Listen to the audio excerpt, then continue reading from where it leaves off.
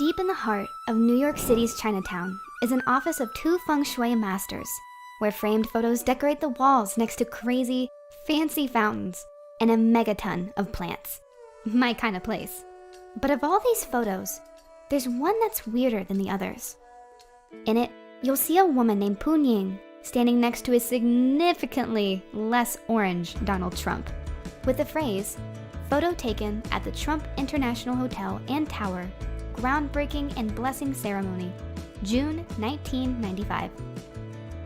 Now, I know what you're thinking. Trump doesn't exactly embody the principles of an ancient Chinese philosophy that aims to harmonize people with their surroundings. But according to Pu Ying, who was his chief Feng Shui advisor for decades, incorporating those principles into his real estate holdings was always one of his first priorities to attract Asian investors, and apparently one of his closely guarded secrets behind his success in business. Since the Western Feng Shui boom began back in the 70s, this ancient art form has got gobbled up by the spiritual community as an over-glorified interior decorating scheme. And almost every spiritual entrepreneur is pushing it today. A lot of the time without knowing any of the history or actual theory behind it outside of, hey, face the right direction and you'll get good luck and resonate. Which is just, ugh. I'm totally done with it.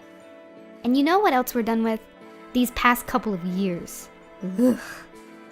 And sure, while we can leave you today better equipped to understand and harness Feng Shui to improve and transform your environment, we can also leave you much more fully equipped and prepared to tackle this brand new year and all of the blessings and challenges that await you. Introducing our 2022 Almanac of the New Age. With this extensive guide, you'll be provided the knowledge you need to work with the energies of 2022 rather than against them. Go swipe up your copy now, and we promise your 2023 self will thank you later.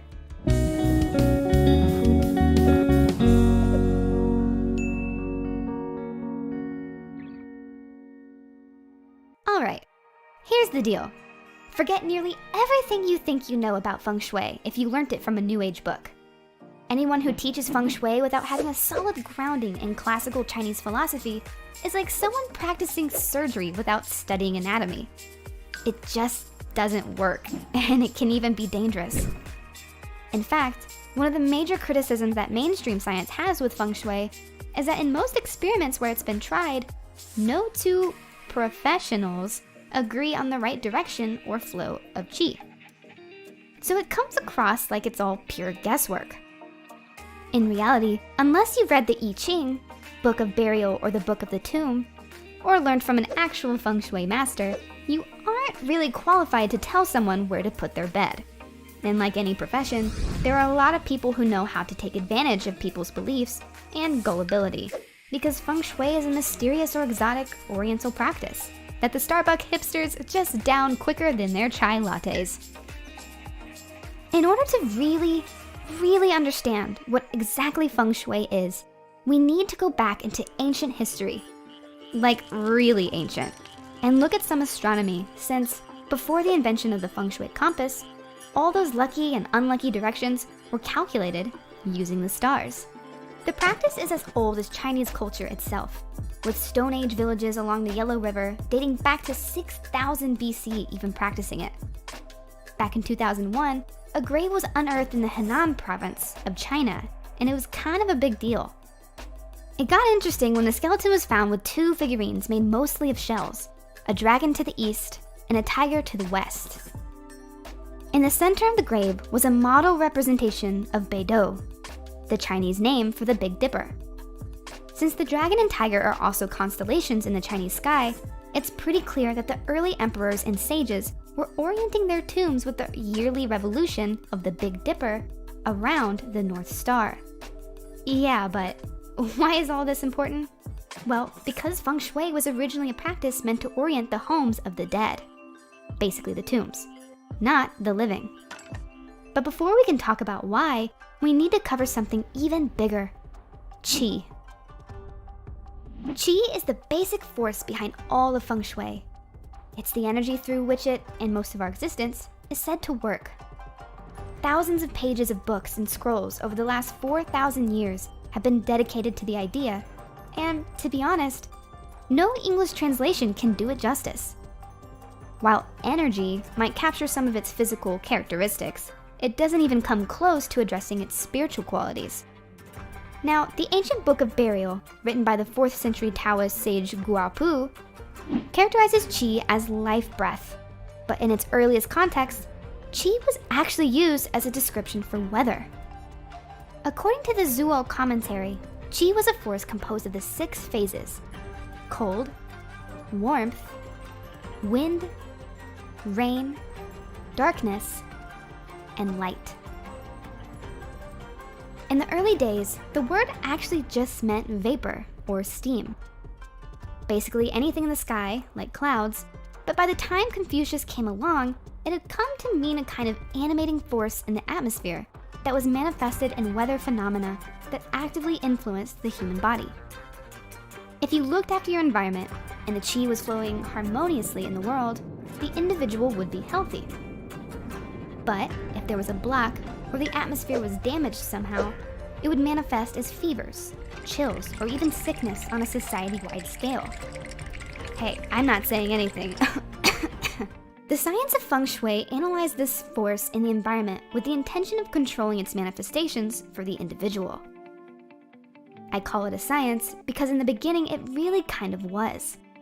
The practice was based entirely on mathematical calculations of stars and empirical observation of the weather patterns around you that you could then use to inform your theory about where the qi was flowing.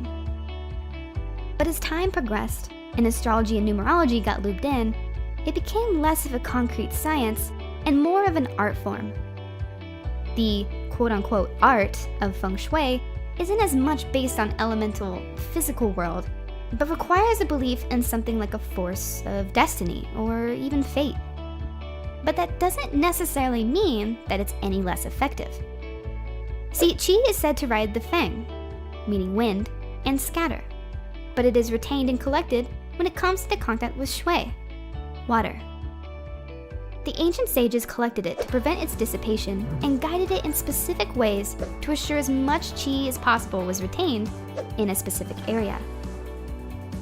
That's why it was called Feng Shui, literally the art of wind and water. According to the laws of Feng Shui, a place that attracts water is the first and utmost priority, followed by a site that catches wind. And going as far back as the Shang Dynasty, good or bad times for Feng Shui was determined through oracle bone readings. Very cool. Remember the Aunt Wu episode of Avatar, where that old woman threw dragon bones on a fire and then interpreted the cracks and Aang got all hung up on Katara? Yeah, that's a totally real thing. Okay, well, maybe not with the dragons, but still. We have records of turtle shells or animal bones that are inscribed with phrases like, "On such and such a day, a crack was made in this bone, and so divined that the king needs to build a city over the hill. Does the high god say we're Gucci? Good news. High god says the place is lit. Go for it."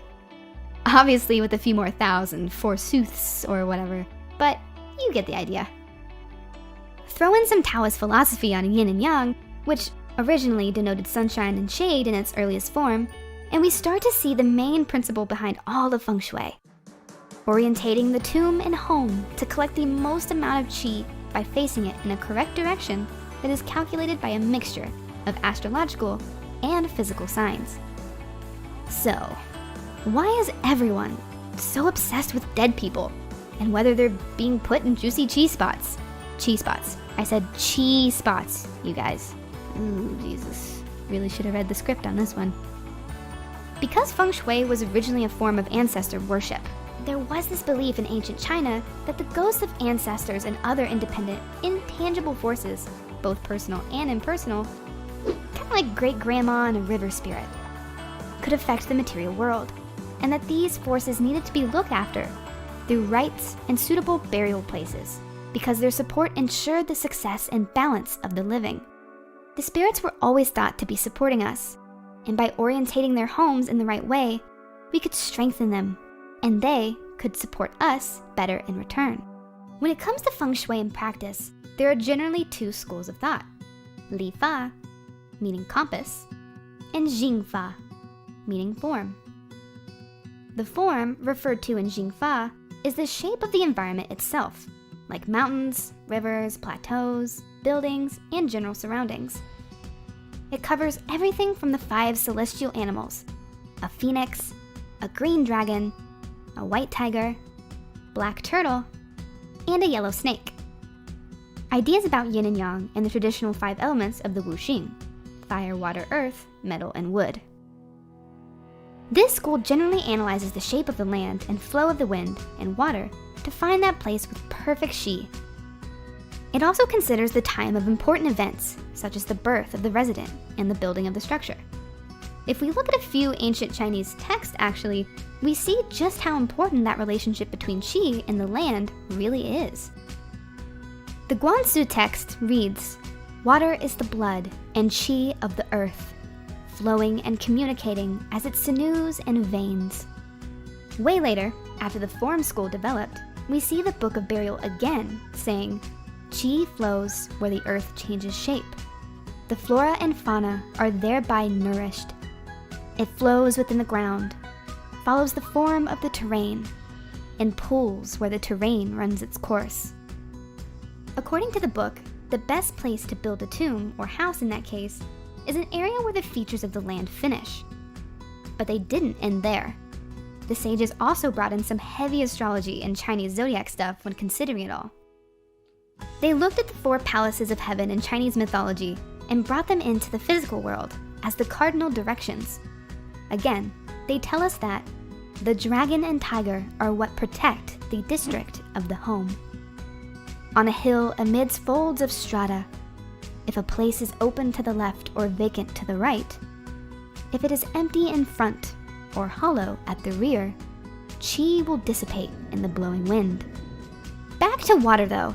Flowing water was also said to attract Qi like a magnet, and an auspicious home was one that encourages water to linger in its vicinity without stagnating. Hence why so many Zen gardens have those cute little bamboo flowing brooks that just look beautiful and feel great. If we think about the form school as dealing with physical Qi, then the compass school deals with the cosmic Qi. It relies on astrology and numerology and helps us align ourselves to its flow. It works by using a special compass called the Luoban to establish 8 heavenly directions, all of which have a different kind of Qi, and then orienting stuff in the right direction using something called a bagua. 8 symbols used in Taoism to represent different parts of reality. So, how would you actually go about using Feng Shui in your life right now? Well, in modern practice at least, the whole process generally revolves around something known as your life gua. Your life gua is a number in Chinese numerology that determines which directions and Qis of those 8 are good for you specifically, and which ones will screw you up specifically. So before we get into it, you'll need 2 things: a pen and paper, and your birthday. Which I guess is technically 3 things, but anyway. Are you guys ready? Take your year of birth, let's say 1956 for example, and add the last 2 digits together. So in this case, adding 5 and 6, giving you 11. Now take the number 11, sum that number together. In this case, 1 plus 1, which gives you 2. Then if you're a male, take the number 10 and minus that number off. So in this case, 10 minus 2 equals 8, which gives you your life gua. If you're a female, you add 5 instead.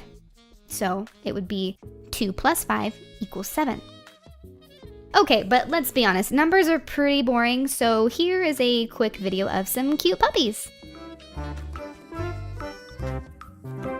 Anyway, there is one major exception to all of this stuff though, and that's the number 5. If your final number ends up as a 5, traditionally you need to convert it into a 2 if you're a male, or an 8 if you're a female. Why, you may ask? Well, this is because on the old school of Luoban, compasses that determine the directions. The number 5 was considered the center and had no direction in itself. But this has been adapted in modern versions and has started showing up on charts. Once you have your life gua, you can use this chart to see your good and bad directions and start incorporating Feng Shui into your life right now by paying attention to which directions you have certain things in.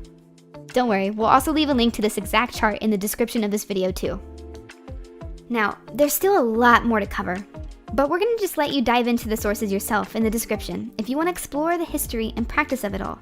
And it's worth pointing out that even landscape ecologists are getting into traditional Feng Shui nowadays, and spiritual architecture that incorporates sacred geometry as well. Feng Shui and Vastu Shastra is going through a huge boom right now, so it's the perfect time to get into it.